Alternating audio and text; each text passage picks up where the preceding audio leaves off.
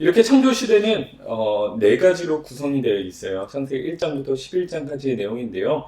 이제 하나하나 단락단락 저희가 살펴보면서 내용을 저희가 정리해 나가면 좋겠습니다. 자, 우리가 본격적으로 이제 각 장별로 내용을 들어가기 전에 한번 이 창조, 타락, 홍수, 바벨탑이라는 사건을 통하여서 우리가 어떤 메인 아이디어를 잡을 수 있느냐, 오늘 강의 핵심 맹점이 무엇이냐 한번 살펴보면요. 그게 바로 20페이지에 기록이 되어 있는데요. 네모 박스 칸을 제가 한번 읽어드리면 좋을 것 같아요. 자, 오늘 이 창조 시대의 제일 중요한 메인 아이디어는 바로 이것입니다. 하나님께서 지으시고 창조하신 아름다운 세상을 관리하도록 위임받은 인간은 하나님처럼 되려는 교만 속에서 범죄하고 그로 인하여 인간과 세상은 결국에 타락한다. 이렇게 되는 내용이 창세기 1장부터 11장까지의 중요한 메인 아이디어라고 보시면 되겠습니다. 하나님이 창조하시고 그것을 위임시켜 주셨어요. 관리하라고. 그리고 이름을 정할 수 있게도 해주셨죠. 그런데 사람들은 사단의 유혹에 빠져서 이제 나도 하나님처럼 되려는 그런 교만함이죠. 그 교만함에 범죄하고 타락하고 결국에는 세상까지도 이제 타락의 길로 걸어가게 되는 것이 여기에 가장 중요한 핵심입니다.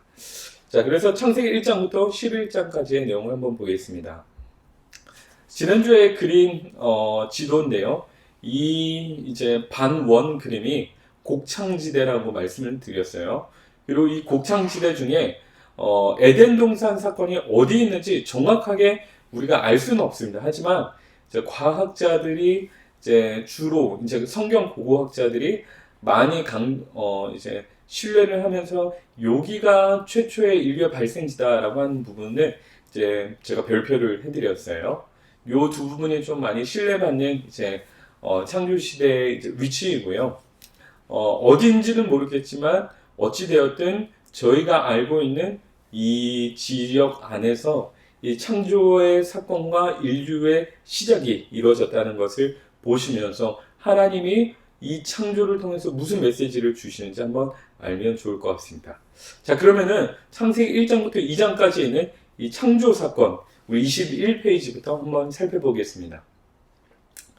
창세기 1장에서 2장까지는 하나님께서 그의 형상대로 사람을 만드시고 이 온 만물을 창조하신 사건이 있습니다. 그런데 이것을 하나님이 그냥 단순하게 쫙 만든 것이 아니라 단계가 있었어요. 그 단계는 1일부터 6일까지 하나님이 창조를 하셨다는 것이죠.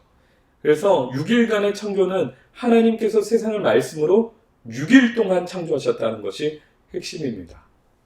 자, 1일, 2일, 3일, 4일, 5일, 6일 어떤 것을 창조하셨습니까? 바로 빛, 궁창, 땅, 바다, 식물, 마지막 6일에는 짐승들과 최소한 인간까지 이렇게 창조를 하셨죠.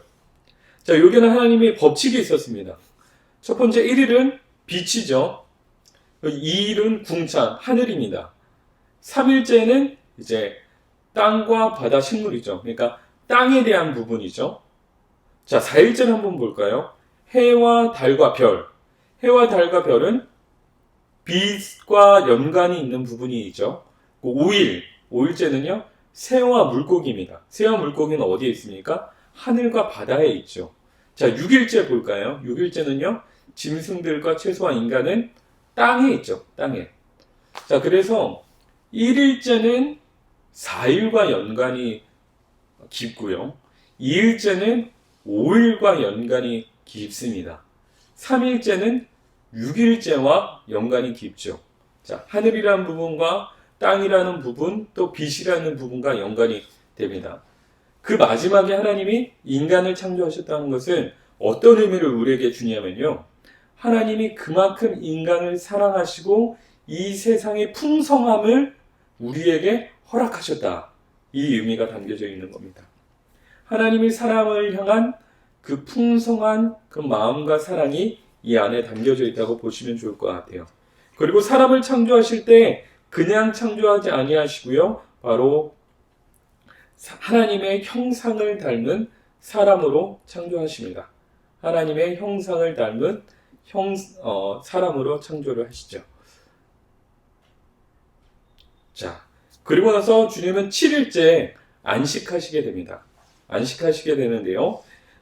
이 안식이 중요한 부분이 있습니다. 창세기 2장 3절에 보니까 하나님이 그 일곱째 날을 복되게 하사 거룩하게 하셨으니 이는 모든 하나님이 그 창조하시며 만드시던 모든 일을 마치시고 그날에 안식하셨습니다. 이렇게 얘기해요. 자, 그러니까 창조의 완성은 7일째가 아니라 6일째 완성하시고 7일째 주님이 안식하셨다는 거예요. 자, 이 안식하신 것은 어떤 의미를 가지고 있냐면요. 주님께서 이 창조의 이 땅을 묵상하고 그를 통해서 은혜를 누리게 하는 그런 주님의 뜻이 있었습니다. 그 일을 다 마무리하시고 안식함으로써 사람으로 하여금 사람은 늘 이렇게 기쁘게 있을 수는 없잖아요. 늘 24시간 깨어서 막 일만 할 수는 없지 않습니까? 사람은 쉬어야 되지 않습니까? 그 사람의 연약함을 주님은 이미 보시고 그 스스로 안식하게 만드시면서 이 온 땅 만물을 묵상하고 그 안에서 은혜를 누리게 하신 거죠. 그게 바로 안식일의 참된 의미입니다. 사람은 안식을 통해서 하나님이 만드신 나라를 묵상할 수 있고 누릴 수 있고 그러면서 하나님의 그 참된 의미와 하나님의 그 사랑을 우리를 위해서 이렇게 풍성하게 주셨구나 라는 마음을 가질 수 있는 것입니다. 그런 안식을 통해서 마지막 날까지 사람이 이 온 땅, 이 천지 만물을 누리고 묵상하고 그 안에서 하나님의 나라와 의를 생각할 수 있도록 해주셨습니다. 자, 하나님은 휴식이 필요할까요? 아니요, 하나님은 휴식이 필요하지 않죠. 근데 이마저도 사람의 몸과 그리고 그들의 에너지를 위해서 하나님께서 친히 모범으로 안식을 해서 보여주시고 그들을 배려해 주신 하나님의 메시지입니다. 자, 그런데 사람은 타락을 했죠. 자, 사람은 타락을 해서 어떻게 타락을 했습니까? 바로 창세기 3장부터 5장까지의 내용이죠. 죄와 고통이 이 세상 가운데 들어오게 됩니다. 아담과 하와가 있었는데요. 하나님이 창조하신 이 아담과 하와, 이 중에 뱀이 여인을 유혹합니다. 여인을 유혹하여서 하나님처럼 되게 하고자 여인이 먼저 사과를 먹고 그리고 아담을 먹게 하죠. 이게 무슨 뜻이냐면요.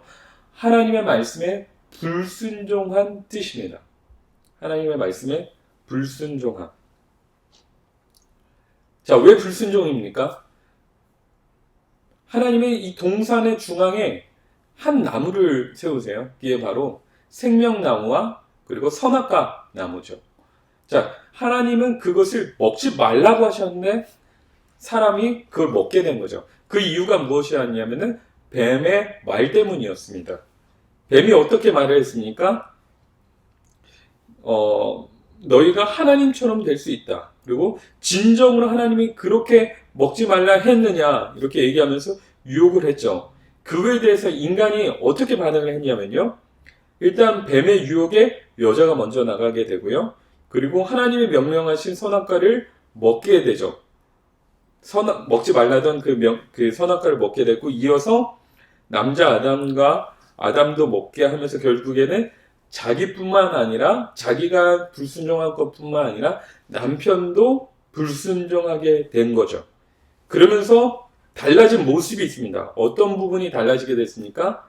하나님과 교제하고 하나님을 사랑하고 마지막 안식일 날에 이 세상을 묵상하면서 누리고 그 안에서 하나님과 교제해야 하는 사람이 하나님으로부터 낯을 피하게 됐어요.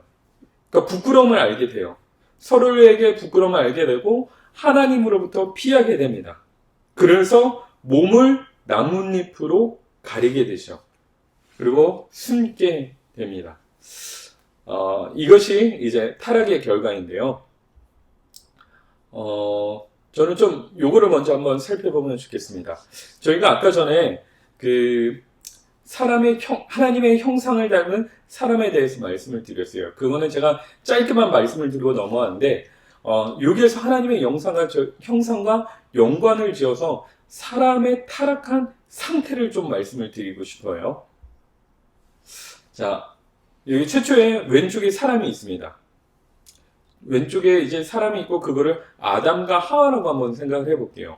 아담과 하와는 그 자체로 의인이었을까요? 아니면 의인이 아니었을까요? 아담과 하와는 의인이었을까요? 의인이 아니었을까요? 저는 이 두 가지의 명제 중에 첫 번째, 만약에 아담과 하와가 의인이었다 이렇게 생각한다면 큰 오류가 하나 생깁니다. 뭐냐면요, 아담과 하와가 의인이었다면 그들이 결국에 선악과를 따먹고 이제 죄인이 되잖아요. 언제든지 의인은 죄를 범할 수도 있다? 이렇게 된다면은 거룩함의 100%라고 이야기하는 의인 자체가 뭐 죄인이 될 수도 있는 연약함을 보여주는 것이죠. 그러니까 의인이라는 게 아주 부실한 의인처럼 되는 거죠. 그러니까 결국에는 아담과 하와가 의인이었다면요 아주 큰 문제가 생기게 됩니다. 아, 그러면 우리가 나중에 의인으로서 하나님 나라에 갔을 때에도 죄인이 될 수 있나? 이렇게 생각이 될 수 있죠. 근데 그건 말이 안 되잖아요. 그러니까 결국에는 아담과 하와는요 최초의 의인이 아니었습니다. 자, 그러면 죄인이었습니까? 아니요, 죄인도 아니었죠. 그럼 어떤 거였죠? 아담과 하와는요 의인도 아니고 죄인도 아니었습니다. 정확한 최초의 사람의 상태는 뭐냐면요, 의인이 될 수 있는 죄가 없는 사람이 하나님의 형상을 닮은 사람의 최초의 상태였죠. 하나님의 형상을 닮았다고 해서 하나님의 100% 거룩함을 가진 것이 아닌, 시간이 지남에 따라서 무언가의 과정을 통해서 의인이 될 수 있는 상태에 있는 그 출발선에 있는 것이 아담과 하와의 상태였죠. 자, 그러면은 아담과 하와는 어떻게 우리가 목표로 하는 의인이 될 수 있었습니까? 바로 하나님이 말씀하신 선악과를 먹지 않고 생명나무의 열매를 먹으면 됐어요. 맞죠? 하나님이 그들에게 거룩하게 살 수 있는, 이 의인의 영원한 축복으로 살 수 있는 방법을 제시해 주셨어요. 그게 바로 선악과를 먹지 말고 생명나무 열매를 먹어라. 이걸 네 글자로 행위 언약이라고 합니다. 행위 언약. 그의 행위를 통해서 그들은 거룩해질 수 있었어요. 자, 그런데 그들은 그러지 않았죠. 어떻게 됐습니까? 선악과를 먹음을 통해서 의인의 길이 아닌, 요 밑에 빨간색 줄로 제가 표시를 해드렸는데요, 죄인의 길로 가게 됐죠. 이거는 그들의 행위로 인하여서 결과가 이렇게 벌어진 죄인의 길로 가는 상태라는 겁니다. 이게 바로 행위의 언약, 최초의 창세기 1장, 2장, 이 창조와 타락의 제일 중요한 맹점이거든요. 자, 사람은 의인이 될 수 있었으나 죄인의 길을, 선악과를 먹으면서 죄인의 길로 갑니다. 자, 그러면 이거는 점점점 의인과는 멀어지죠. 이 목적 지점에는 의인이라는 영광스러운 삶은 없습니다. 하나님 나라에 속한 인생은 없습니다. 그렇죠? 근데 이 내려가던, 끝까지 하향하던 이 사람들의 죄의 길 상태를 누군가가 뒤집어 엎으세요. 그게 뭐냐면요, 중간에 팍 하고 이 길을 끊어내버리고 다시 의인의 길로 가게 하는 상태. 그게 바로 십자가의 은혜라는 거예요. 자, 그러면 이렇게 다시 한 번 더 정리해 볼 수 있습니다. 최초의 사람은 죄도 없고 의인의 길로 갈 수 있는 상태였고, 그렇게 될 수 있는 이유는 이제 하나의 행위 언약을 통해서 그들이 될 수 있었는데, 그들이 죄의 길을 선택하면서 죄인의 길로 가다가 더 이상 행위로는 그들이 의인으로 갈 수 없게 되자 무언가 하나님께서 방법을 주셨는데, 그게 예수 그리스도였고, 예수 그리스도의 십자가 사건을 통해서 또다시 이 사람들이 의인의 길로 걸어갈 수 있게 됐습니다. 자, 여기서 어떤 차이가 생겼냐면요, 이들은 행위로 말미암아 죄인으로 왔는데 은혜로 말미암아 다시 의인의 길로 갔어요.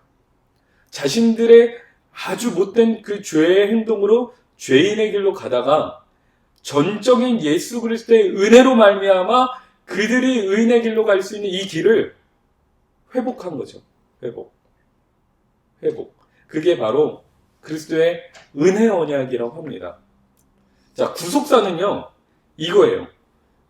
하나님이 최초의 사람에게 준 행위 언약, 이 은혜의 언약으로 회복되는 것. 이게 바로 창조 시대를 통해서 우리에게 주신 하나님의 메시지입니다. 그래서 저희 이 말씀을 한번 읽어볼 필요가 있습니다. 창세기 3장 15절. 내가 너로 여자와 원수가 되게 하고 내 후손도 여자의 후손과 원수가 되게 하리니 여자의 후손은 내 머리를 상하게 할 것이요 너는 그의 발꿈치를 상하게 할 것이다. 이게 하나님이 뱀에게 한 얘기예요. 이 말씀을 아주 줄여서 이렇게 얘기할 수 있습니다. 뱀이 있는데 그리고 나중에 여자의 후손이 올 거라고 얘기해요. 뱀과 여자의 후손. 이 뱀의 후손이 여자의 후손의 발꿈치를 상하게 한다 하죠. 그리고 이 여자의 후손은 뱀의 머리를 상하게 한다고 하죠. 자, 이게 어떤 이야기를 보여주냐면요. 뱀이 이 여자의 후손의 발꿈치를 상하게 하는 것은 십자가 사건을 얘기합니다. 죄인들이 예수님을 십자가에 달려 돌아가시게 하죠. 자, 여자의 후손. 마태복음 1장을 한번 쭉 살펴보시면 이런 얘기가 나와요. 누가 누구를 낳고, 누가 누구를 낳고, 누가 누구를 낳고, 누가 누구를 낳고, 결국에는 예수 그리스도의 세계가 나오죠.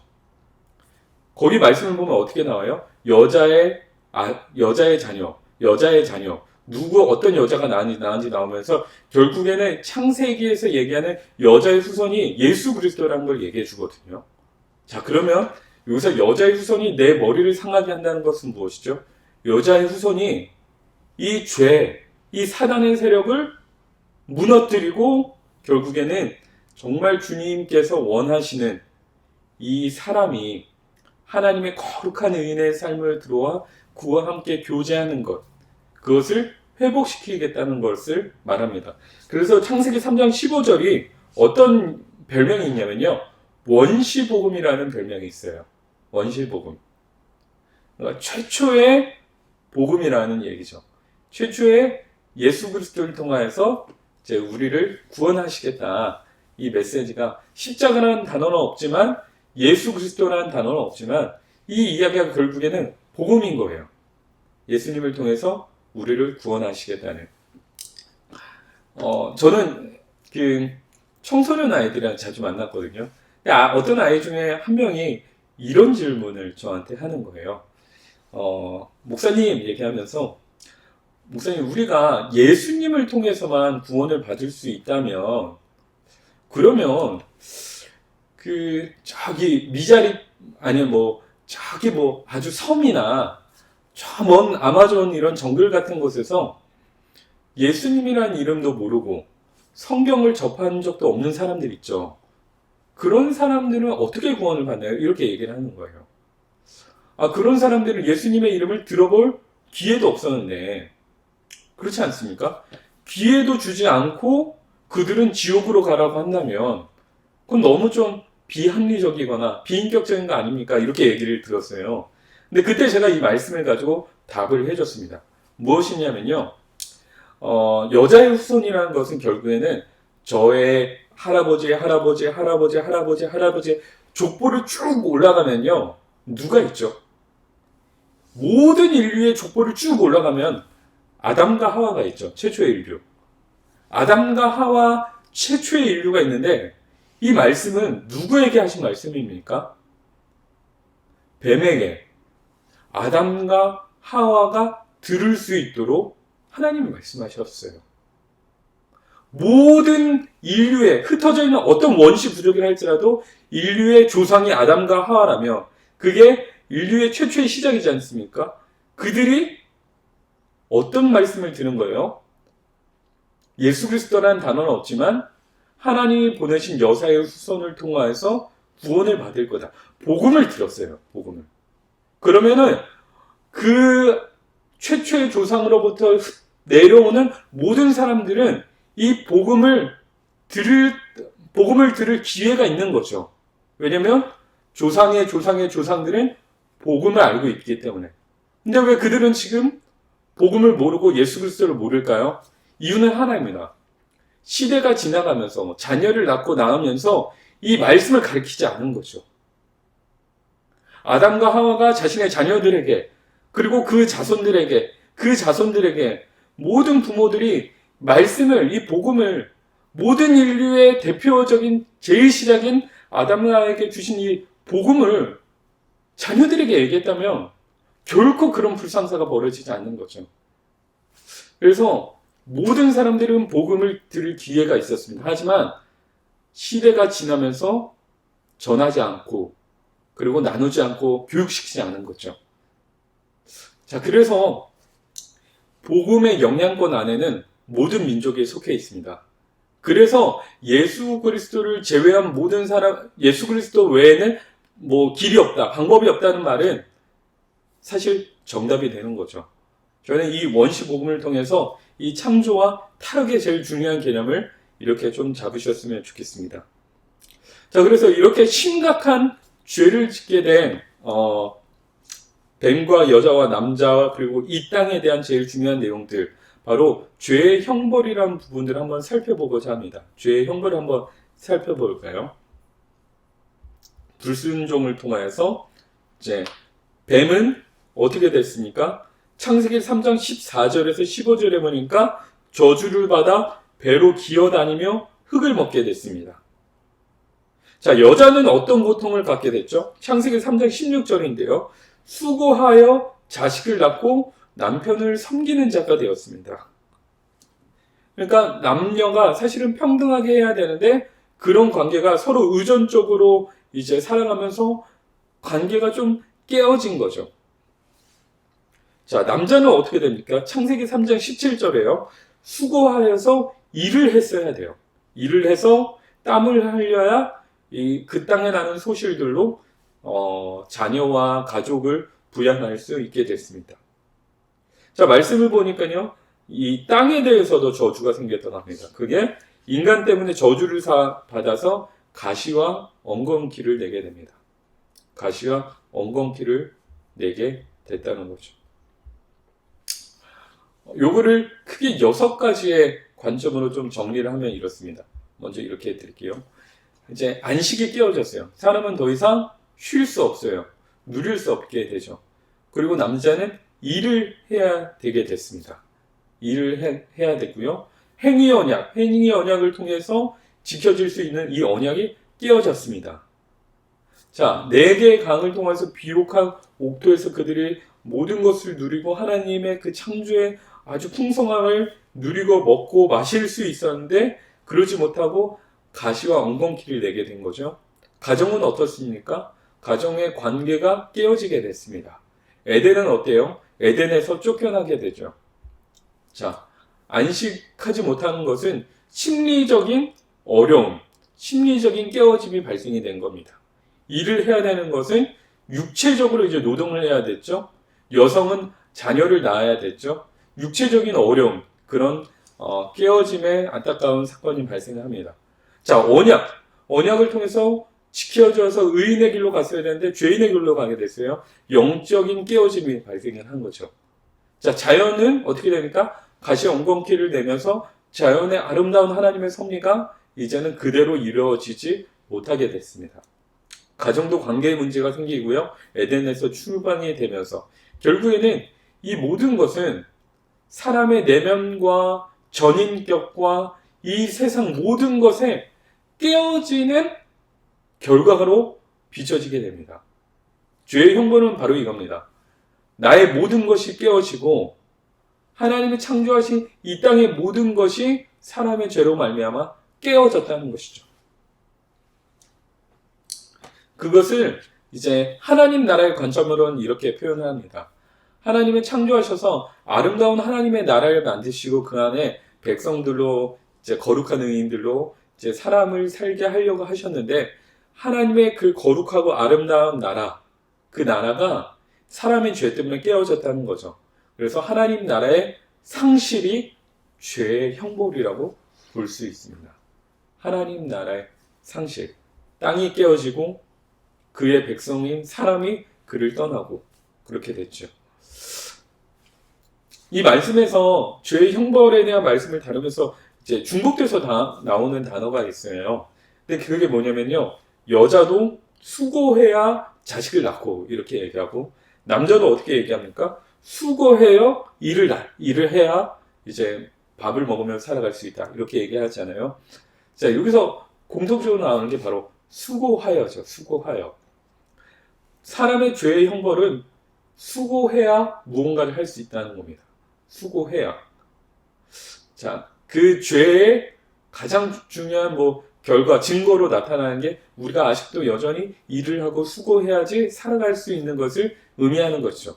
그런데 그 죄의 결과로 가장 대표적으로 말씀에서 드러나는 인간이 이제 앞으로 수고해야 된다는 것을 신약에 와서 예수님이 어떻게 말씀하시는지 한번 말씀을 볼까요?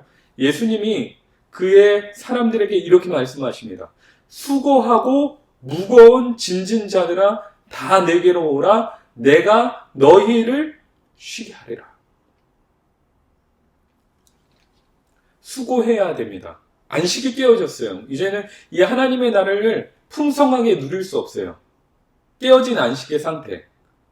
이제는 일을 해야지만 어떻게 해서는 살아갈 수 있고 영위할 수 있었죠. 그런데 그 수고하는 것과 그리고 무거운 짐을 지고 이 땅에 그 죄의 짐을 지고 살아가는 그 이들에게 진정한 안식을 다시금 주겠다. 이것은 파기된, 깨어진 하나님의 나라를 예수 그리스도를 통해서 회복시키겠다. 그 말씀입니다. 자, 조금 창조시대와 이 타락, 그리고 예수님의 관점으로 좀 연결이 되어 가시나요? 자, 죄의 결과로 한번 넘어가 보겠습니다. 22페이지인데요.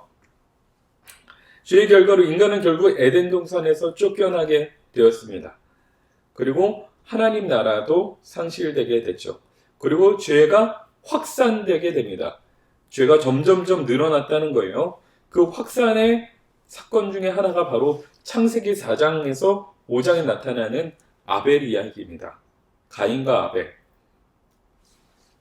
사람의 죄에 확장되는 그런 죄성은요, 어떻게 보면 저희 책에는 안 나와 있지만 죄의 확산 밑에다 좀 적으시면 좋을 것 같아요. 창세기 4장과 5장에 나타나는 가인과 아벨 사건을 통해서 나타납니다. 가인과 아벨은 형제였어요. 그리고 서로 하나님을 예배하고자 모이는 자였는데 하나님이 이제 나의 제사는 받지 않고 이 동생의 제사만 받자 이제 동생을 죽여버린 겁니다. 자, 여기서 최초의 인류의 살인 사건이 나요. 하나님 만드신 형상, 그 사람을 사람의 손으로 죽인, 어떻게 보면 죄의 끝자락에 보이는 사람의 모습을 보여주게 된 것이죠. 그리고 이제 사람이 사람을 죽일 뿐만 아니라 가정이 깨어진 거죠. 가정 안에서 사랑이 아니라 이제는 시기와 질투와 미움, 그 죄가 얼마나 지금 강조되고 사람이 타락하게 되었는지 이 가인과 아벨 사건은 죄의 질적으로 양적으로 확산되는 것을 보여줍니다. 자, 그리고 나서 성경은 자연스럽게 6장으로 넘어가게 되는데요. 창세기 6장이 바로 홍수 사건입니다. 6장부터 10장까지 나타나는 이 홍수 사건은 하나님이 이제 노아에게 부르세요. 죄가 점점 확산되니까, 그리고 인류가 너무나도 악하게 살아가니까, 인류가 엄청나게 죄로서 음란하게 살아가니까 이들을 멸해버리기로 결심하신 것이죠. 그래서 사람에게, 노아에게 이제 방주를 짓게 하십니다. 이 방주는요, 어마어마하게 컸어요. 어마어마하게. 이게 바로 축구 운동장이거든요. 축구 운동장이 한 1.5배 정도, 이제 1.3배 정도 되겠네요. 이제 큰 사이즈의 요 방주를요, 산 꼭대기에다가 이제 짓게 하십니다. 그게 이 아라랏산인데요. 이 아라랏산, 저희 보면은 이 유프라데스가 티그리스 강이 있고 이 아라랏산에다가 이제 만들도록 하죠. 이 아라랏산은 보시면은 아주 그 만년설처럼 눈이 덮인 곳이었어요. 낮은 곳에서 한 게 아니라 아주 높은 지역에서 노아가 이제 이 고생을 한 거죠. 제가 예전에 몽골에 한번 선교를 간 적이 있어요. 몽골에 이제 한 열흘 정도 선교를 갔는데, 거기가 해발 일단 뭐 몇천 미터가 되더라고요. 근데 그곳에서 이제 아이들이 저희 중학교 아이들 데리고 갔다가 중학교 아이들이 막 뛰어가는데 제가 그 아이들을 좀 잡으려고 야 거기서 하다가 갑자기 머리가 핑 돌더라고요. 아, 그 왜 그랬을까요? 뭐 제가 뭐 못 먹은 것도 아니고 전 체력은 자신인데 이게 해발이 높으니까 자연스럽게 몸이 지치고 아주 다운되고 졸리고 피곤하고 힘들더라고요. 자, 그런데 거기보다 훨씬 높은 이 지역에 이 아라라산에 하나님이 노아에게 어떻게 보면 나이가 지긋이 많은 그 노아에게 지으라고 한 것은 그에게 있어서는 어떻게 보면 불가능처럼 보일 수 있는데 그가 어떻게 해요? 하나님께 순종하게 되죠. 순종하게 됩니다. 자, 하나님이 노아라는 사람을 선택한 것은 딱 한 가지 이유였습니다. 순종입니다. 순종. 아담과 하와가 최초의 지혜를 지을 때 어떤 죄라고 제가 말씀드렸죠? 불순종이라고 말씀을 드렸죠. 그런데 또 다른 순종. 이 하나님의 말씀에 뭐 불가능한 것처럼 보이고 말도 안 돼요. 하나님 이래도 되는데 그러지 않고 묵묵히 몇십 년 동안 몇백 년 동안 그곳에서 순종했었던 그 노아의 순종이 결국에는 한 사람뿐만 아니라 가족까지도 구원하신 겁니다. 자, 이거는 신약으로 이어져서 예수님도 마찬가지입니다. 예수님이 십자가에 달리시기 전에 제자들과 함께 감난산에 가서서 어떻게 기도하시죠? 하나님 이 잔을 내게서 옮기시옵소서. 그런데 하나님의 뜻이거든 내가 순종하겠다 이렇게 고백을 하죠. 결국에는 예수님의 순종, 십자가의 순종으로 말미암아 그 은혜로 우리가 들어가게 되고 저희가 지금도 믿음 생활할 수 있는 거 아닙니까? 그리고 하나님은 이 깨어진 관계와 문제를 해결하기 위해서 한 가지를 우리에게 요청하세요. 그게 뭐냐면 순종입니다. 순종. 불순종으로 인해서 내려가는 나라가 순종으로 올라간 것. 그래서 저희가 구원 방법은 방주를 만들어 홍수에서 구원받게 하셨다 이렇게 나오는데 여기에다 가로치고 순종이라고 써주시면 좋을 것 같아요. 순종. 결국엔 그거를 이제 방주를 완성하고요. 이거를 미국에서 복원을 한 게 있는데 와, 이 정도의 크기라고 합니다. 이 정도. 어마어마하게 크죠. 자, 보시면 저기 자동차가 정말 조그만하게 보여 있는 게 있죠. 네. 이렇게 큰 거를 본인이 그 나무도 만들어서 그 위까지 끌어올려가지고 한다는 것은 사실 뭐 지금도 기술로도 쉽지 않은데 대단하게 보이는 요소입니다. 자, 그래서 그의 순종함을 보고 이렇게 얘기합니다. 마태복음 24장에 보니까요. 천지는 없어질지언정 내 말은 없어지지 아니하리라. 그러나 그날과 그때는 아무도 모르나니 하늘의 천사들도 아들도 모르고 오직 아버지만 아시느니라. 노아의 때와 같이 인자의 임함도 그러하니라. 이렇게 얘기하는데요. 여기서 예수님이 노아의 때라고 말씀을 해주세요. 그러니까 예수님이 다시 오시는 그날, 그때를 이제 언제 올지 모르겠지만 그때를 노아의 때라고 이야기하는데요. 예수님이 어떤 마음으로 이 이야기를 하셨냐면요. 모든 이들이 멸망하게 되는 그 멸망 속에 노아만 구원을 받았잖아요. 그렇죠.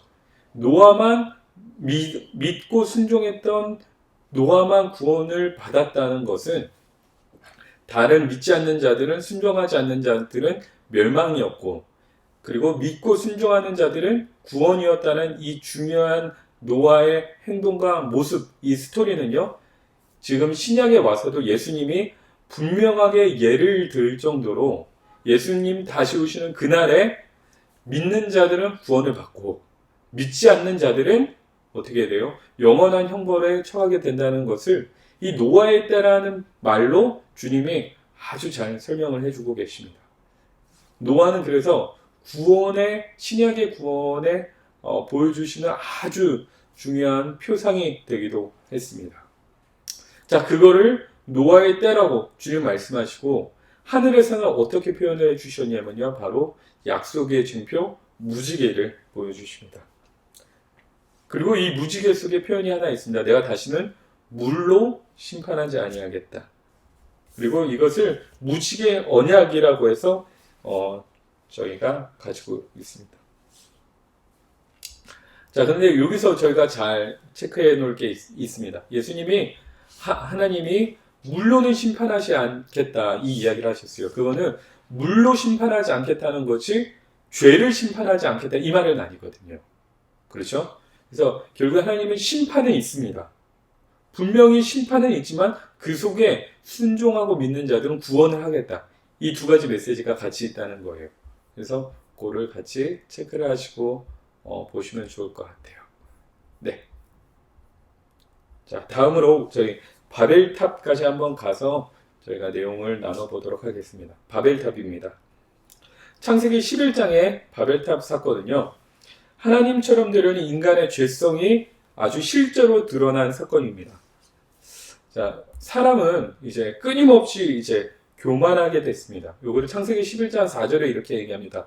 또 말하되 자, 성읍과 탑을 건설하여 그 탑 꼭대기를 하늘에 닿게 하여 우리 이름을 내고 온 지면에 흩어짐을 면하자 하였더니. 자, 선악과에서 있었던 사람의 죄가 바벨탑으로 이어집니다. 생각을 해보면은 노아 때 이미 모든 이들을 다 멸망시켰잖아요. 자, 믿는 백성들만 남았다고 생각을 했는데 시대가 지나면서 또다시 사람의 죄성이 자신의 스스로를 교만하게 했다는 거예요. 자, 여기 보니까 하늘에 닿게 하여 이 말이 있습니다. 자, 이게 뭐냐면은 제가 아까 보여드렸던 이게 지구라트라는 거예요. 지구라트. 그러니까 지금의 바벨탑은 아닙니다. 바벨탑은 하나님은 무너뜨리셨죠.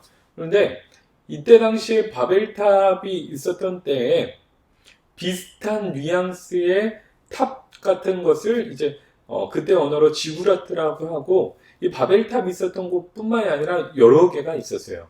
그 중에 하나의 사진을 가져온 겁니다. 자, 이 지구라트는요, 사실 특징이 하나 있습니다. 건설을 하는 특징이 있어요. 어떤 특징이 있냐면요, 모든 탑을 다 쌓고 그 가운데, 그리고 제일 꼭대기에 무엇을 만드냐면요, 신전을 만듭니다. 신전. 태양신일 수도 있고, 뭐 바다의 신일 수도 있고, 곡신의 신일 수도 있고, 풍요의 신일 수도 있습니다. 어찌됐든 그 신을 모시기 위해서 만드는 것이 지구라트입니다. 그런데 지금 여기 바벨탑에서 만든다고 해요. 바벨탑을 쌓는다고 해요.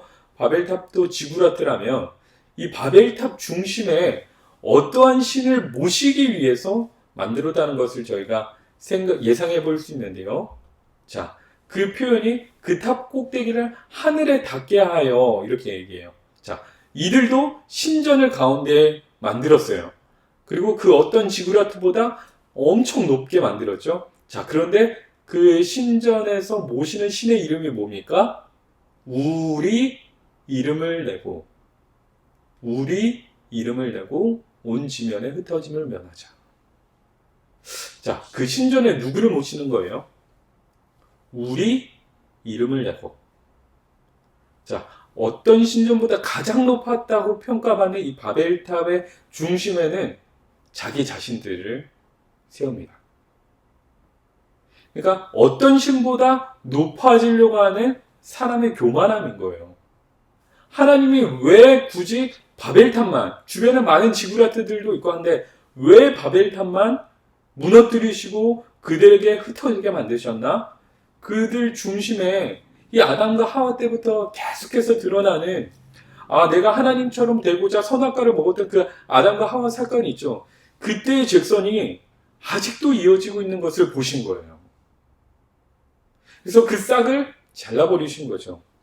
선악과에서 바벨탑으로 여전히 사람들은 자기 자신이 신처럼 높아지고자 교만한 인생을 살았습니다. 그게 바벨탑의 가장 큰 죄의 특징이라는 거예요.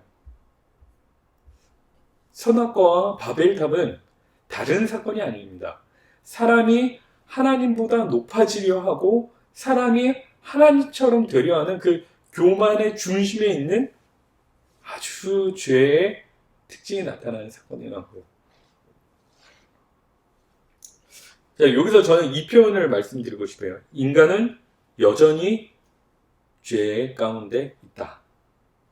순종을 했어요. 노아도 엄청난 순종을 했어요. 뭐 중간중간 말씀은 안 드렸지만 아주 좋은 성경 인물들도 있었습니다. 그런데 그들이 왜 이전처럼 그들이 왜 의인의 삶으로 가지 못했는가? 여전히 인간은 연약했다는 거예요. 순간순간 번뜩이는 거룩하게 살아가는 자들은 있었지만, 노력하는 자들은 있었지만 여전히 사람은 죄 가운데 있습니다.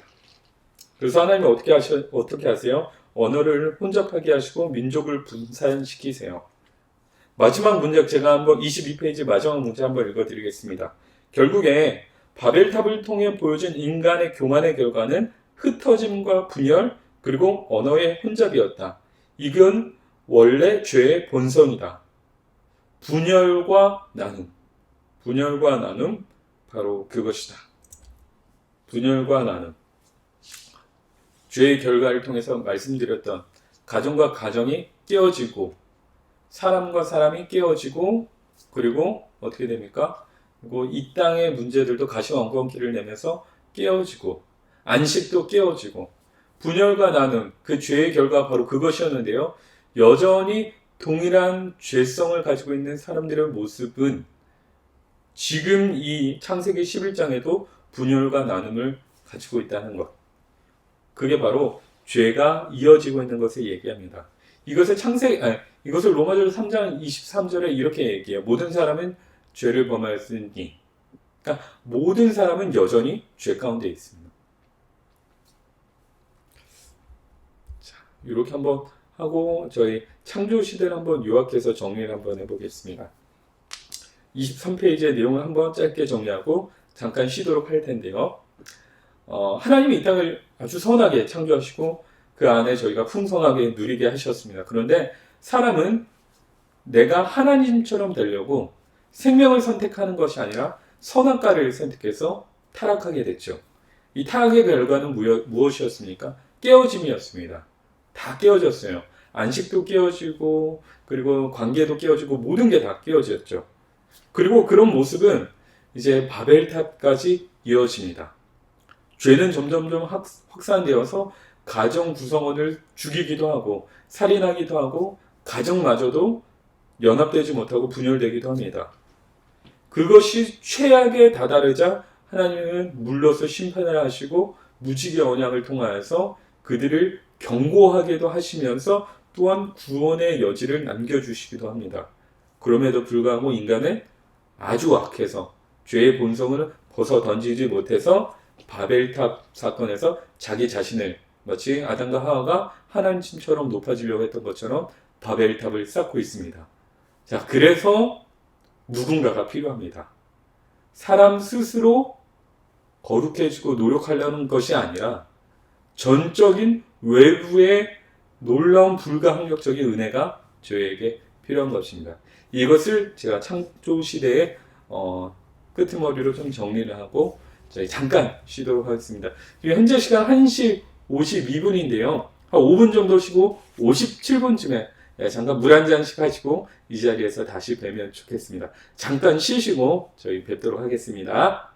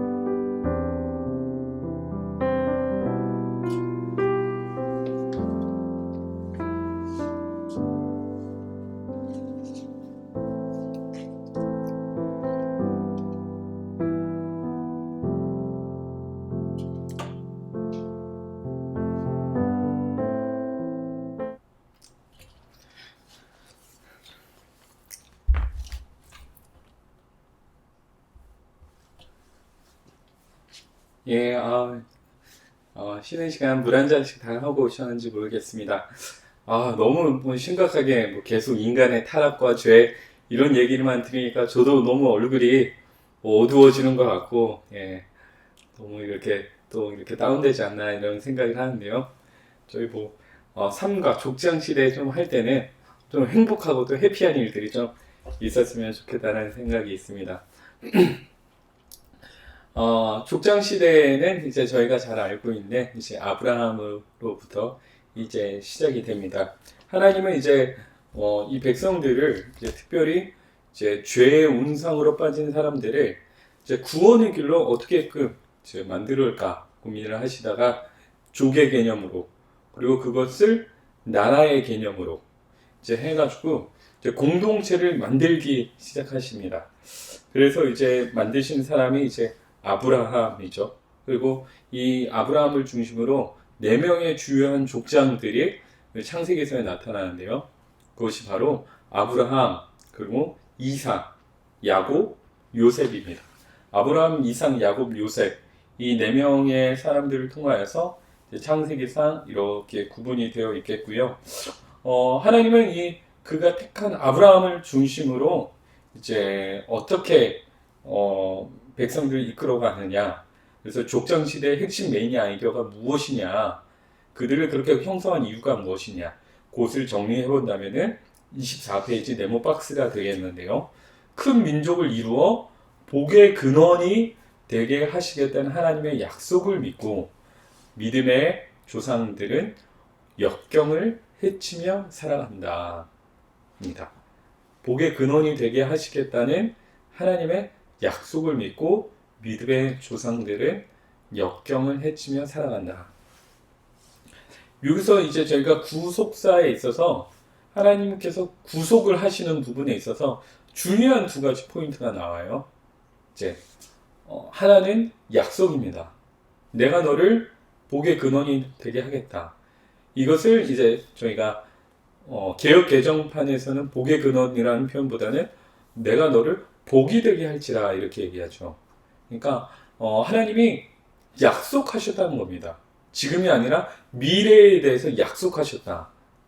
그리고 그 약속을 어떻게 했어요? 믿고 믿음의 조상들은 역경을 헤치며 살아간다. 자, 약속을 믿은 거죠. 믿음. 그래서 여기서 중요한 구속에 대해서 중요한 포인트가 있다면 바로 약속과 믿음입니다.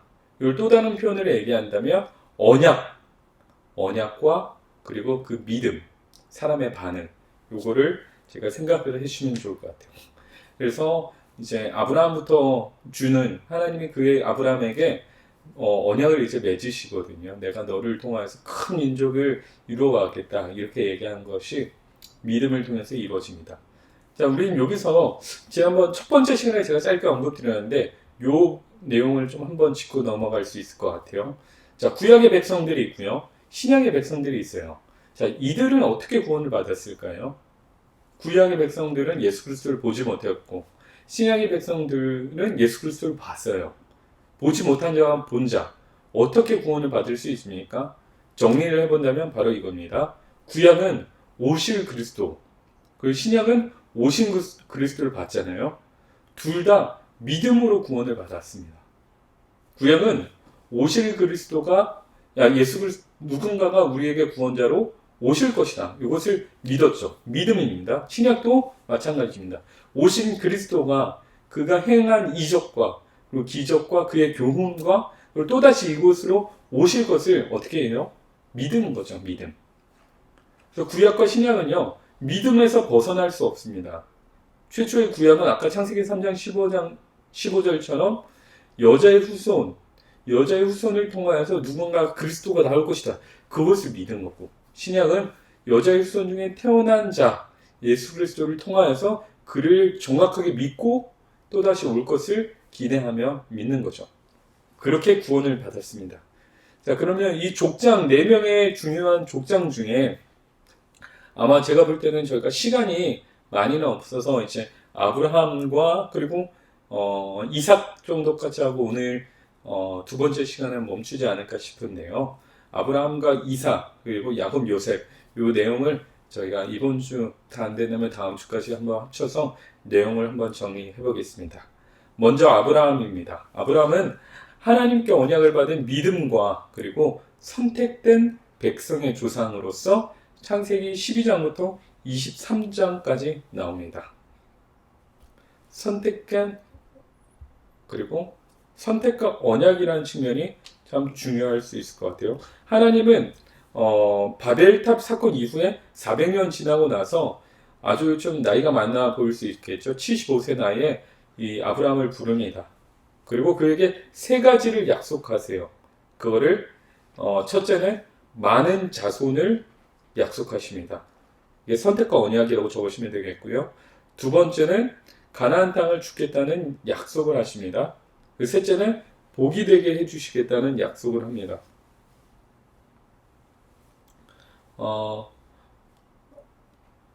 이거는 뭐 그냥 아브라함한테만 처음 준 약속은 아닙니다.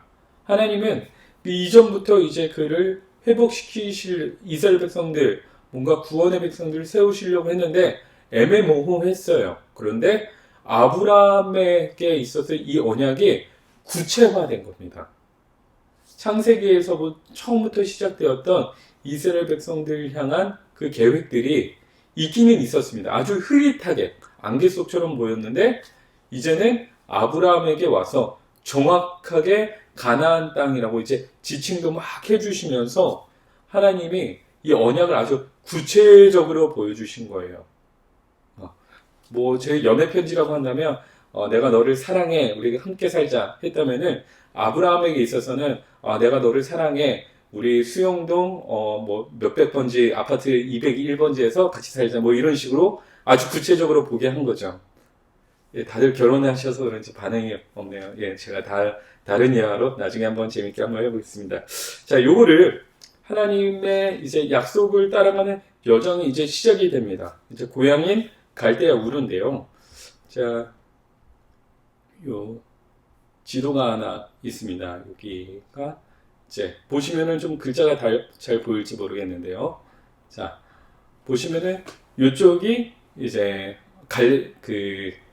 지중해죠. 지중해고 여기 밑에 이제 여기 제 옆에 있는 데가 여기가 나일강이죠. 자, 보시면은 여기가 티그리스 강과 유프라데스 강입니다. 그쵸? 자, 여기가 제가 노란색으로 체크해놨는데 여기가 갈대아 우르입니다. 제가 조금 더 확대해 드릴게요.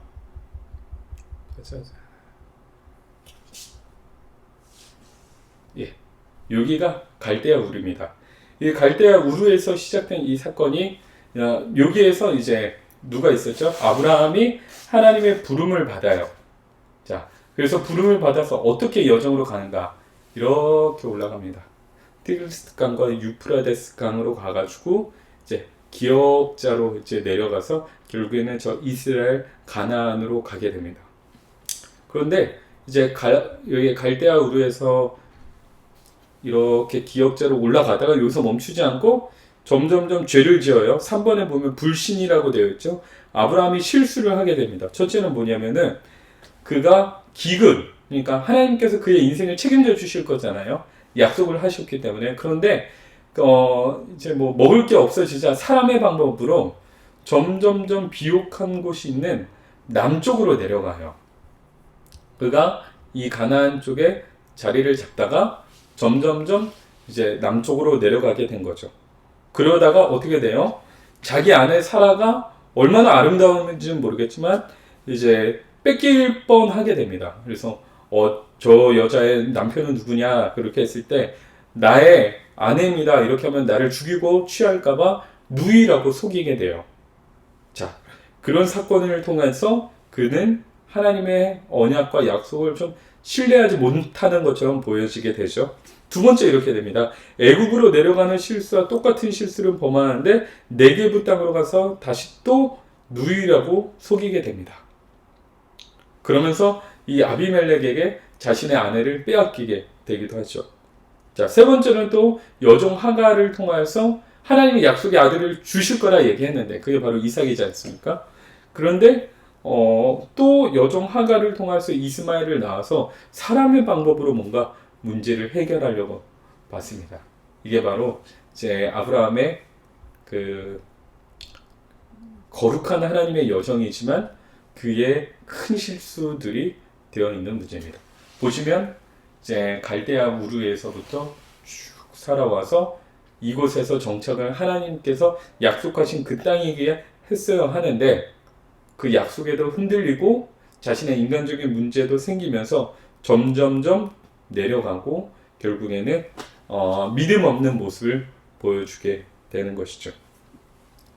자, 그러다가 하나님께서 드디어 이제 이삭을 줍니다. 이삭을 허락해 주시는데요.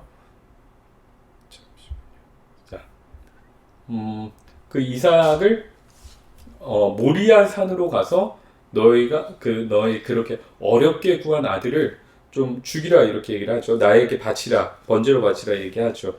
그러자 이제 아브라함의 태도가 어떻게 됩니까? 아브라함이 당연히 하나님께서 주신 것이기에 내가 당연히 갑니다 하면서 하나님께 가고요.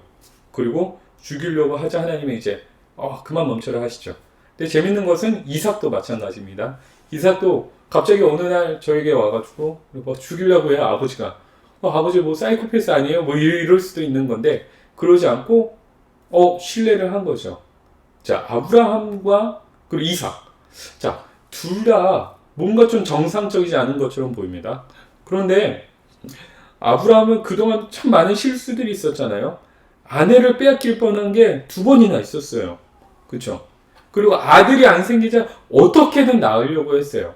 그 첩의 자식을 통해서 자기가 소중한 거를 잃어버릴까봐 혹은 자기 생명을 이제 지키려고 되게 노력하는 사람.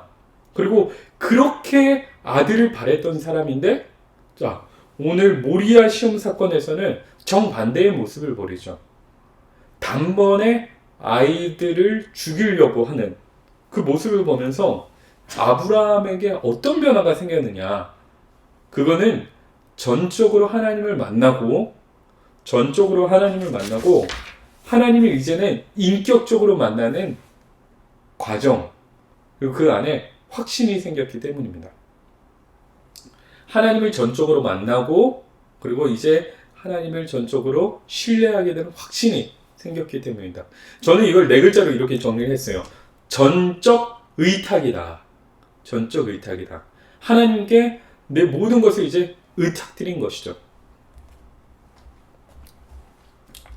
그러자 하나님은 아브라함이라고 이름을 바꿔주고요. 온 민족의 아버지로서 그를 인정해 주십니다. 생각을 해볼 것은 아브라함은 처음에는 그렇게 썩 괜찮은 사람처럼 보이진 않아요.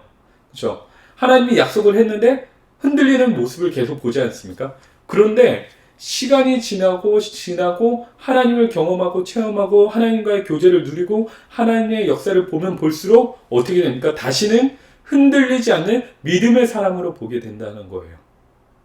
이게 하나님이 사람을 부르실 때 완벽한 사람을 부르시는 게 아니라 연약하고 흔들릴 수 있지만 끝까지 하나님과 동행하면서 결국에는 의인의 길로 그 모든 것을 함께 할 사람, 결국에 하나님을 떠나지 않고 그 안에서 자기 자신을 성장시켜 갈 수 있는 사람, 그것을 신약에 와서는 이제 신학 언어로 성화라고 합니다. 성화. 풀어 얘기하면 거룩하게 되어 간다는 것이죠. 아브라함에게 삶에 있어서 제일 강조되고 제일 크게 등장하는 것이 바로 이 성화의 삶입니다. 성화의 삶. 내면이, 내 인격이 거룩하게 되어져 가는 삶. 그게 저희가 지금도 말씀을 듣고 살아가는 삶이죠. 하나님은 그 삶으로 보여주는데 아브라함의 믿음의 비결이 바로 그 성화에 있었습니다. 아브라함의 믿음은 단순히 그냥 마음으로 믿는 것으로 끝나고 그런 것이 아니라 그 내면이 하나님의 말씀을 통하여서 인격적인 교제를 통하여서 이제 거룩하게 되어져 가서 결국에는 누구도 흔들리지 않는 믿음의 조상이 된 것이죠. 믿음의 조상처럼 보이지 않던 사람이 믿음의 조상의 모습을 갖추게 된 것이 결국은 그 안에 그의 믿음 가운데 역사하신 하나님의 주권적인 은혜가 있는 것입니다. 자, 여기까지가 아브라함의 주요 구속사적 내용이라고 보시면 좋을 것 같습니다.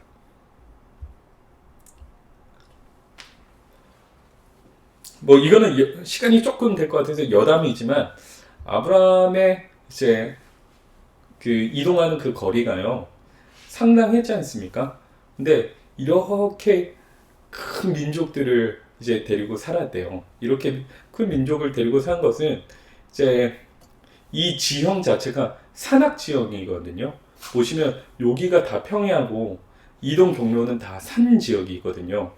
자, 이 산 지역에 엄청나게 많은 식소를 데리고 간다는 것은 사실은 자살행위에 비슷합니다. 자살행위라고. 왜냐면 계곡과 계곡이 있으면서 거기는 이제 강도들이 많았다고 해요. 그래서 이제 선한 사마리아인 비유에서도 그렇게 강도가 나타난 것을 보게 되지 않습니까?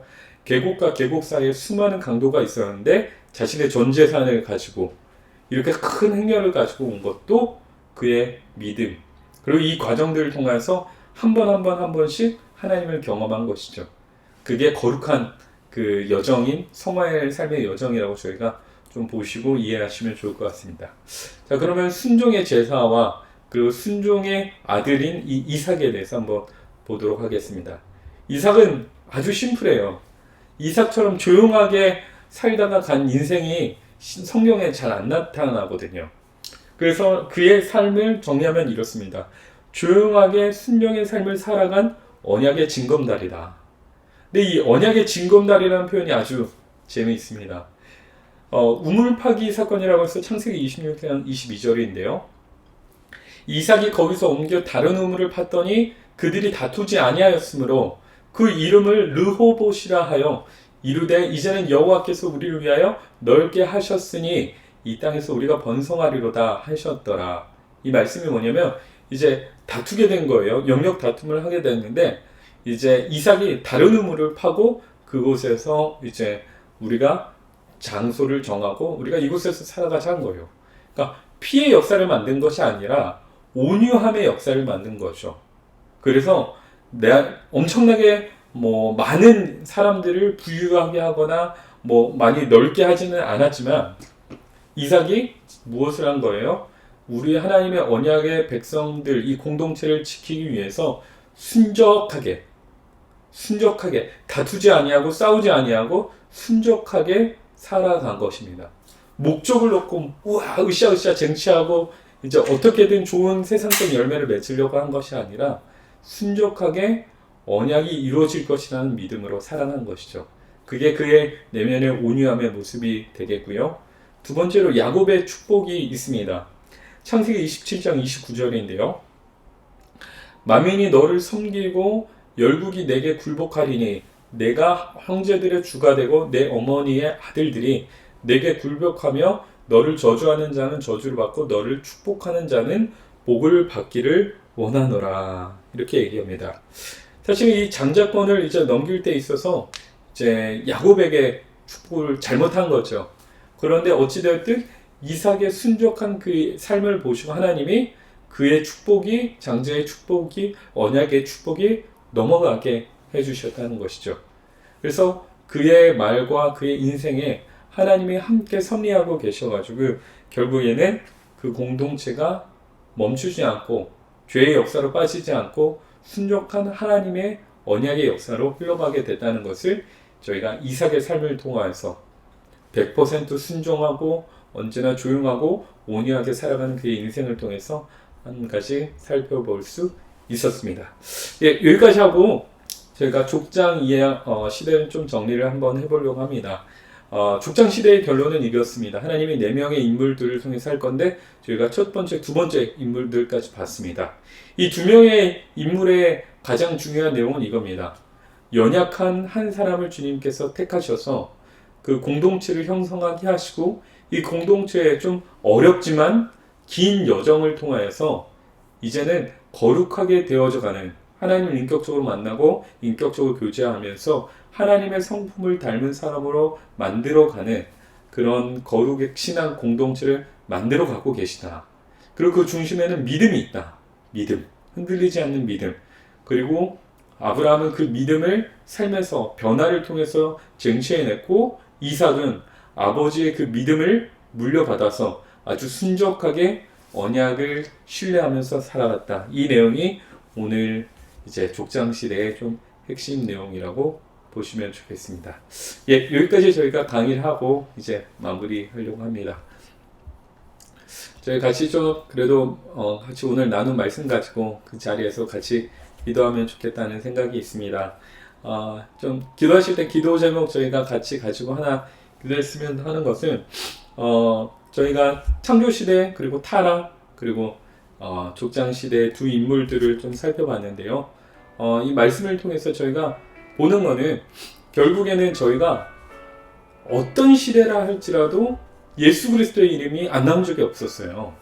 제가 굳이 그래서 창세기 때에도 신약에 있는 예수 그리스도와 계속해서 연결을 해드리고 싶어서 말씀을 좀 계속 반복적으로 드렸던 것 같은데, 결국에는 예수 그리스도의 은혜가 창조시대 그 타락의 길을 걸었던 그들에게도, 그리고 족장의 길을 걸어가는 이들에게도 하나님의 약속된 그 예수 그리스도의 은혜가 아니면 그들은 이제 헛된 인생이라고 저희가 볼 수 있겠죠.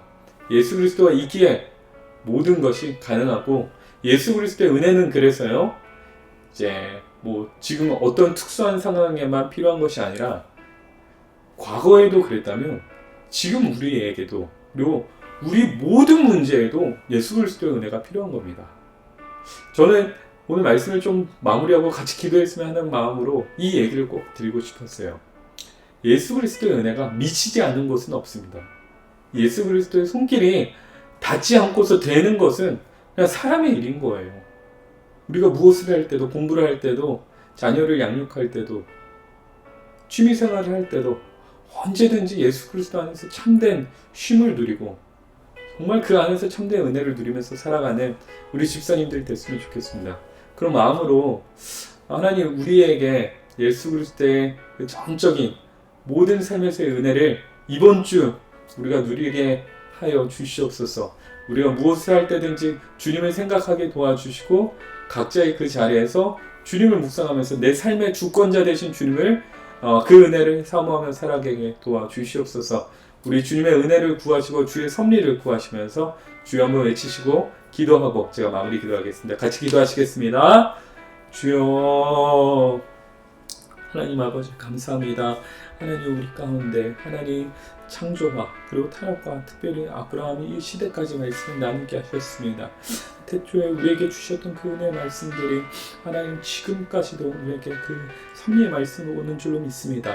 과거에도 그랬고 그 모든 역사적 순간 속에서 주님의 은혜가 필요하지 않은 순간이 없었다면 우리도 마찬가지입니다. 우리의 모든 삶에 주님이 필요합니다. 하나님 내가 무엇을 하든지 주님이 필요합니다. 때로는 흩어져도 때로는 흔들려도 때로 마음이 어려워도 하나님 주님이 필요합니다. 주님께서 역사해 주시고 은혜를 내려주시고 하나님의 사랑이 아버지 가할 수 있도록 도와주시옵소서. 우리에게 특별한 하나님의 사랑에 베풀어 주시는 아버지 그런 일주일이 될 수 있도록 도와주시옵소서. 우리에게 수많은 하나님의 은혜 하나님 부어 주시어서 우리도 이삭처럼 순적한 삶을 살아가게 하시고 우리도 아브라함처럼 변화된 인생을 살아갈 수 있도록 도와주시옵소서. 제가 기도하겠습니다. 하나님 저희에게 이 하나님의 말씀들을 알게 하시니 감사합니다. 우리는 참 연약합니다. 말씀을 보고서도 이 구약의 성도들이 지었던 죄를 우리도 짓습니다. 우리도 교만해지고 우리도 하나님 앞에서 참 나 자신을 높이려 하고 하나님 앞에서 참 인간적인 생각들을 계산하고 있는 우리 연약한 우리를 주여 홀로 두지 마시고 모든 순간 속에 일하시고 모든 역사 가운데 관장하셨던 그 주님이 우리의 삶에서 역사하여 주시어서 나의 연약함이 나를 뒤흔드는 것이 아니라 주의 은혜가 나를 바로잡게 하여 주시옵소서. 특별히 하나님 이번 주 추석의 시간을 갖습니다. 이 좋은 명절이 어떤 분들에게는 참 힘든 순간이 되기도 합니다. 외로운 분들에게 주여 위로를 허락해 주시고, 홀로 있는 분들에게 하늘로부터 오는 평안함을 허락해 주시고, 특별히 하나님 제사의 문제로 그때 명절마다 상처받는 성도님들 계시다면 하나님 가셔서 내가 너와 함께 계시다는 그 말씀으로, 그 확신으로 하나님 따뜻한 하나님의 품속에 거하게 하여 주시옵소서. 그래서 다음 주에 우리가 만나게 됐을 때 우리의 삶에서 발견하는 하나님의 은혜가 얼마나 풍성했는지 우리가 자랑할 수 있도록 도와주시고, 우리가 고백할 수 있도록 인도해 주시옵소서. 그렇게 일하시고 이미 역사하고 계신 하나님을 찬양합니다. 감사합니다. 예수님의 이름으로 기도합니다. 아멘. 아멘. 감사합니다. 우리 같이 얼굴 보시고 한번 인사 나누겠습니다. 우리 성도님들 모두 한 주간 평안한 시간들 되셨으면 좋겠습니다. 감사합니다. 화이팅 하는 의미로 이렇게 주목도 한번 해주시면 감사하겠습니다. 여기 선물이 하나 있습니다. 이렇게 하트 사랑합니다. 죄송합니다. 평안한 시간 보내시고 다음 주에 뵙도록 하겠습니다. 감사합니다.